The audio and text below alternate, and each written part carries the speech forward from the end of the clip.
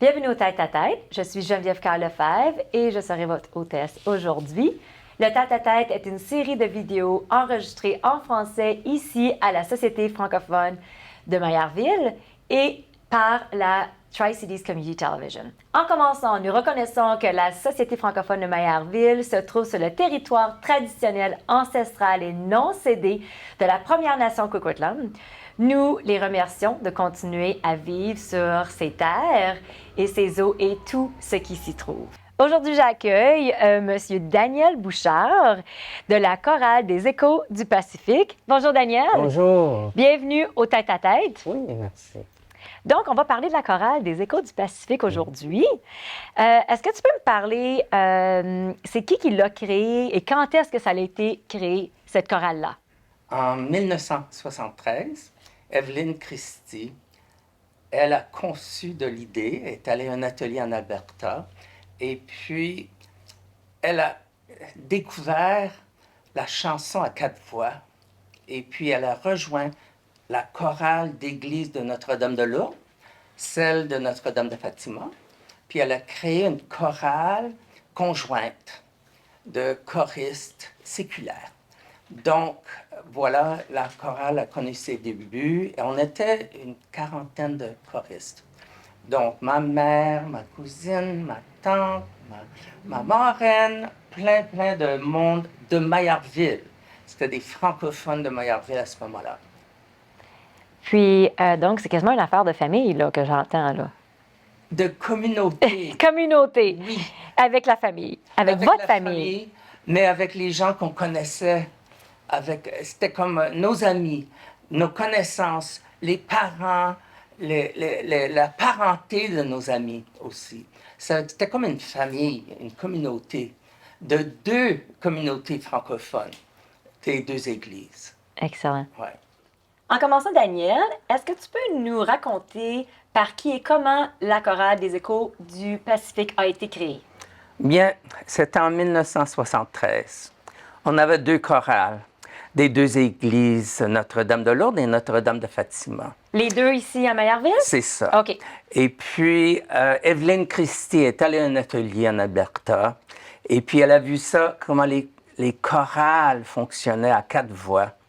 Et elle s'est inspirée, et puis elle a rejoint aux gens de la communauté pour qu'ils viennent chanter. Et tout à coup, on était 44 chanteurs, et on a commencé à chanter à 4 voix. Et on a même organisé un concert ce décembre en 1973. C'était notre premier concert de Noël, il y a 50 ans. Wow, 50 ans, exactement. Est-ce qu'il y avait des enfants ou c'est juste des adultes? C'était surtout des adultes, mais il y avait des gens de 17 ans. Moi, j'avais 18 ans. Au concert, j'avais 19 ans. Donc, ça fait 50 ans de ça. Et c'était vraiment spécial parce que c'était la communauté, c'était ma famille, ma mère, ma reine, c'était des gens de l'Église, des amis, c'était les francophones de Maillardville dans le fond. Donc, c'était le tout début, c'était magique. Wow! Oui, oui. Là, tu as mentionné, parce qu'on peut se dire tu, là. Oui. OK. Oui. Tu as mentionné 50 ans. Vous avez célébré en 2023 votre 50e anniversaire. Qu'est-ce que vous avez fait pour votre 50e? Bien, on a commencé au Festival du Bois. Oui! Oui, on a débuté le Festival du Bois. C'était vraiment spécial qu'on nous a honoré cette 50e année. Et puis, on a célébré un 50e anniversaire. Ensuite, à Noël, on a pu chanter dans notre église, notre berceau, là où j'ai été baptisée même. Arrête! Oui, Notre-Dame de Lourdes. Oui. On nous a laissé chanter à cette belle église, cette église centenaire, dans le fond. Et puis, c'était de la magie musicale. Et puis, à voir tous ces gens-là et le son. Et maintenant, on a organisé chanter là le mois de mai, le 11 mai de cette année. encore une autre fois. Ça va être notre 51e année de chant. Excellent. Oui. Depuis 1973, les Échos du Pacifique partagent les chansons de la francophonie. Pouvez-vous parler des obstacles de la chorale a dû surmonter au fil des années? Bien, des obstacles. Il faut que je réfléchisse. Est-ce qu'il y a eu, mettons, des fois il y a moins de monde, parce qu'on on parle d'une chorale francophone dans un milieu anglophone. Oui, oui. Des fois le recrutement, ou ben non, des fois les gens tombent malades, ou ben non, ou chanter ou pratiquer. Il y a plusieurs, j'imagine, obstacles comme Il y avait ça. beaucoup de va-et-vient. OK. Les gens, c'est que c'est pas toujours les mêmes choristes. OK. Donc, on a connu un moment donné où est-ce qu'on était une dizaine de chanteurs. Oh. Mais on a continué quand même. On avait quelques années où est-ce qu'on n'avait pas de subvention. Et on a dû quand même continuer où est-ce que on devait payer nos employés, le chef de chœur, pianiste, où est-ce qu'on devait diminuer leur paye pour qu'on puisse continuer à chanter. Mais on a toujours continué, même à travers la pandémie. On le faisait à travers le Zoom. Oui. Donc, on entendait notre chef de chœur, la pianiste et nous-mêmes. Mais rien d'autre. On avait une vingtaine de personnes à l'écran et puis on a continué nos pratiques quand même. Et les gens étaient dédiés, ils n'ont pas lâché. Et nous voilà maintenant, on continue et on fait de la magie. La magie musicale, Ah, ce c'est que sûr. j'appelle, oui. C'est quoi les projets futurs pour l'Écho du Pacifique? Bien, on n'a pas de grands projets, c'est surtout la continuité OK. de ce qu'on fait. Puis aussi le fait qu'on veut chanter à Maillardville, on veut continuer cette tradition-là musicale, francophone, au cœur, au berceau de nos débuts. Et puis voilà, l'église de Notre-Dame de Lourdes nous invite à chanter une autre fois au mois de mai. Donc, pour nous, c'est ça. On fait une saison à la fois, mais aussi nos choristes que nous avons présentement restent avec nous. C'est avec on les forme en voix. Parce que notre chef de chœur, Marla Mason, elle est professeure enseignante de voix. Elle est formée diplômée comme chef de chœur. Et puis, elle nous inspire, elle nous montre comment chanter et comment marier les voix. Et c'est pour ça que j'appelle ça la magie, parce que c'est un mariage de voix et de son. Et on continue à progresser où est-ce qu'on ne s'appelle plus juste une chorale, nous sommes un ensemble de chorales. C'est un ensemble, dans le fond, parce qu'on reste petit, une vingtaine, 22 peut-être, qui s'en viennent. Et puis, on est un ensemble parce qu'on change très peu de choristes. Nous restons les mêmes. Donc, nous continuons à progresser dans notre musicalité. Moi, je comprends. Ouais. On parle beaucoup d'un répertoire comprenant des chansons traditionnelles et contemporaines. Comment la chorale choisit-elle ses programmes musicaux pour les concerts et les festivals? Bien, Marla, on l'appelle notre directrice artistique. Oui. C'est elle, avec aussi nos commentaires, mais c'est surtout elle qui crée notre répertoire. Et c'est elle qui choisit le thème. Donc, par exemple, cette année, elle aura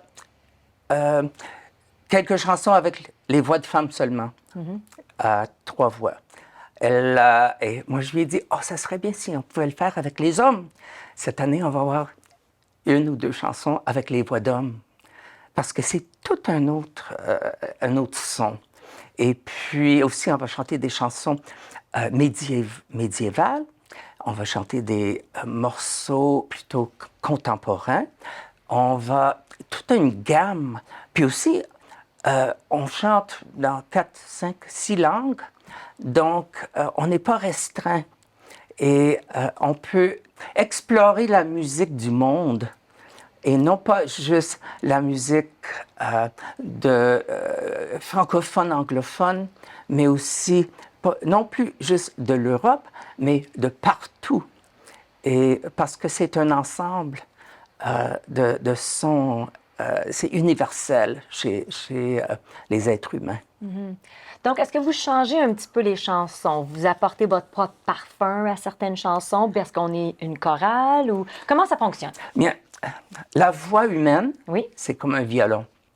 Ça fait qu'avec Marla et les mains qui nous sculptent, c'est sculpter le son, on peut nous faire monter le volume.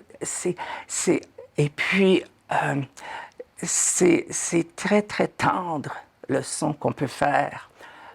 Et puis, on peut faire un son plus grave, plus foncé, un son plus brillant, un son nasal, un son comme on veut.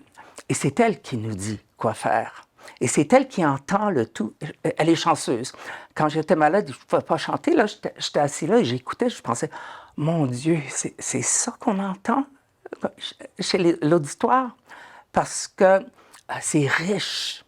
Et le son, c'est comme une magie de vibration qui s'accumule, c'est comme une accumulation de sons, de vibrations plus riches que le son original.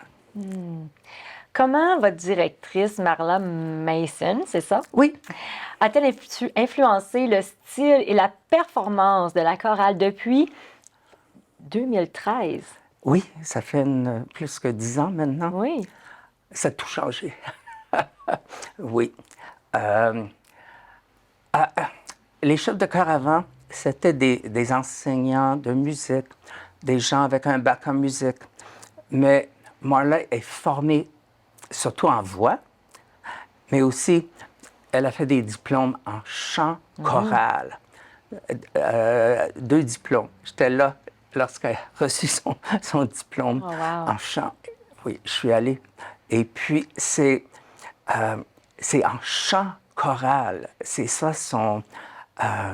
comment on dit ça? Sa spécialisation. Oui, mais sa passion. Sa passion. Oui. Encore plus beau. C'est le chant choral. C'est pas le chant nécessairement. Elle m'a enseigné le chant.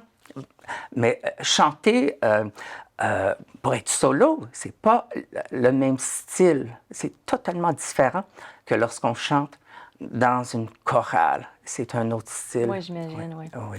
Oui. En quoi les Échos du Pacifique se distinguent-ils lors de compétitions et concerts, tant au niveau local qu'au-delà du Lower Mainland? On ne fait pas de concours tel quel. C'est pas une compétition. Pas de compétition, non. OK. Non, c'est un partage. OK. Et donc, on a Donc, vous n'avez jamais fait des compétitions entre chorales, par-ci, par-là, là?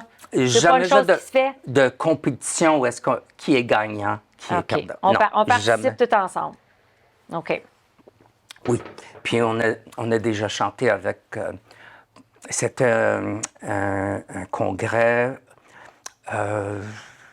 de chanteurs à Edmonton, congrès de chorales, plein de choristes, 1500 choristes.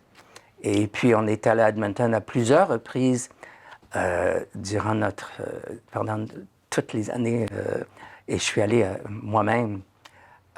Et puis, ils ont des ateliers, ça dure toute une semaine. Oui. Et puis, c'est en français. Oh, wow. Oui. Est-ce que c'était ici, c'était à Edmonton. Edmonton, OK. Oui. Mais dans le passé, il y a bien des années, ils sont venus ici aussi.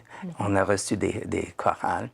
Je suis déjà allé à Winnipeg, Moncton, Québec, pour des congrès nationaux de chant choral. Et à cœur, on appelle ça. Ça fait longtemps de ça. Mais où est-ce qu'on est encore 1500 personnes en train de suivre des ateliers pendant toute une semaine. À la fin de la semaine, là, chaque atelier va présenter leur chant.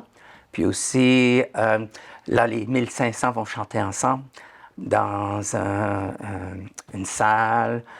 Edmonton, ils ont un orgue incroyable, une salle incroyable comme le Chan Center. Ils ont la même chose, sauf avec un orgue. Ah, oui. Donc, oui, c'est un partage, c'est pas une compétition. OK. Je comprends, je Oui, comprends. oui. Daniel, est-ce que tu peux me partager une anecdote, quelque chose qui est arrivé au fil des années? Je me souviens quand on a chanté avec Gilles Vigneault. Oh, mon Dieu! On a chanté. C'est ici, encore Oui, oui, oui, oui. Oh, C'était à quelle chanson? l'Orphéum. C'était à l'Orphéum. Oh, vous... Oui. Puis, on chantait un fond choral. On a chanté à l'ouverture de l'Orphéum parce qu'il voulait que quelqu'un chante au Canada dans les deux langues. C'est qu'on est allé chanter lors de l'ouverture de l'Orphéum. Mais chanter avec Gilles Vigneault lorsqu'il perdait ses paroles, puis on riait, puis aussi le centenaire de Maillardville, ici, le théâtre du Casino, on a aussi chanté là au 100e. C'était une grande soirée. Puis, on a déjà chanté à Coquitlam pour le Jour du Canada. On nous invite, on ne sait jamais lorsqu'on a une invitation. On ne peut pas nous inviter du jour au lendemain parce qu'on a besoin du temps pour se préparer. Pour tout le monde. Puis on a un répertoire pour le Festival du Bois. Comme ça, si on nous demande de chanter un répertoire folklorique, on l'a déjà en place. Il faut juste le pratiquer un peu. Donc, moi, je vous ai vu au Festival du Bois plus d'une fois. Ah oui? Oui, oui, oui. Ça fait bien des années. Oui, oui, oui, en effet. Ouais. Mais tu sais, le Festival du Bois, on le sait, c'est à Maillardville, c'est ici. Ça s'en vient justement bientôt. Oui, ça s'en vient. Donc, il va falloir garder l'œil sur les réseaux sociaux de la Société francophone, définitivement.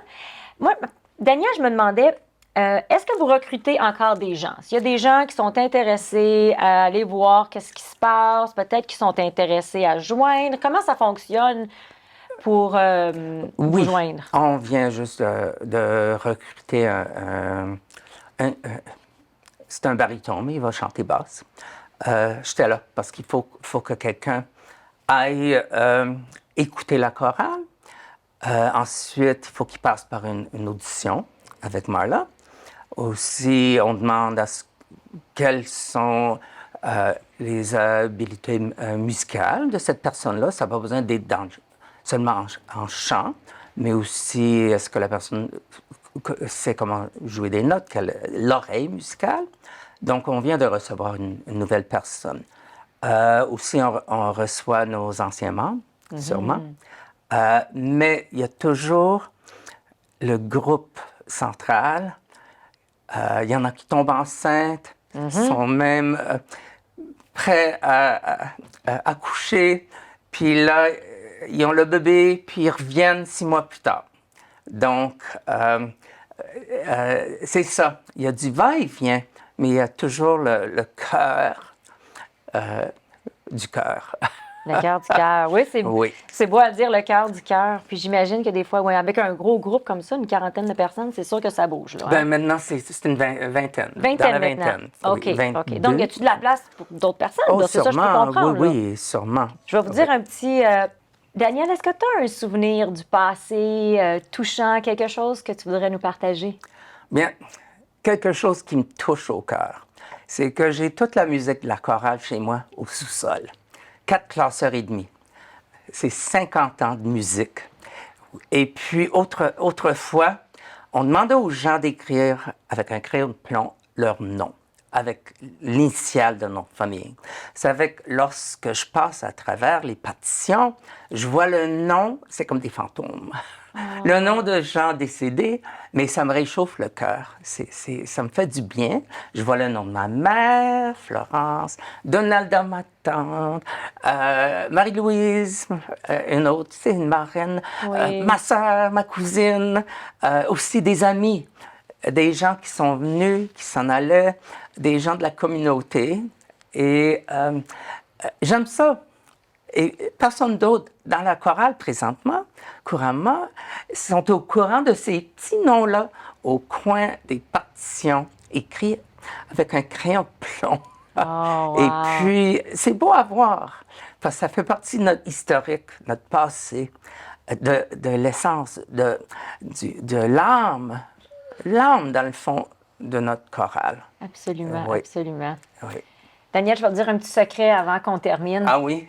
J'ai été pendant plusieurs années dans la chorale des Petits Chanteurs de Granby. Est-ce que tu connais ça? Je connais le nom, oui. Oui. Il y a ça une me dit chorale. quoi? J'ai Oui. participé pendant plusieurs années, mais les Petits Chanteurs, ce sont des enfants. Oui. Oui. Donc, Oui. je te dis mon petit secret, là. Un secret. Un gros merci, Oui. Daniel. Merci d'être venu au tête-à-tête, jaser avec moi et avec tous ceux qui nous écoutent. Oui. Merci encore. De la part de la Société francophone de Maillardville, de la Tri-Cities Community Television et moi-même, Geneviève, merci de vous être joints à nous aujourd'hui.